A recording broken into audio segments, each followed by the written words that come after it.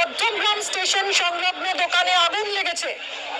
আগুনের শিখা দেখা যাচ্ছে, বাইরে থেকে দাউ দাউ করে জ্বলছে আগুন। মিষ্টির দোকানে লেগেছে এই আগুন, পরপর সিলিন্ডার বিস্ফোরণ হচ্ছে। জিয়াউল রয়েছে, আরো জানাবে জিয়াউল। জিয়াউল, কি পরিস্থিতি? দেখো, এই মুহূর্তে মধ্যমগ্রামে বিধ্বংসী আগুন, প্রায় একটি মিষ্টির একেবারে স্টেশন।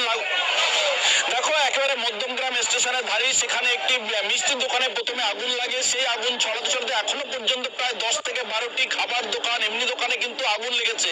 এবং সেই দোকানে যে সিলিন্ডার ছিল, সেই সিলিন্ডারে কিন্তু ব্লাস্ট করে আগুন আরো দ্রুত ছড়াচ্ছে এলাকায়। বলে এই মুহূর্তে ঘটনাস্থলে দুটো ইঞ্জিন রয়েছেন, কিন্তু যেভাবে আগুনের একেবারে দাউ দাউ করে জ্বলছে, একদিকে স্টেশন, অন্যদিকে হচ্ছে ওভারব্রিজ, অর্থাৎ সোদপুর মধ্যমগ্রামের যে ওভারব্রিজ, সেই ওভারব্রিজ কিন্তু একেবারে লাগোয়া।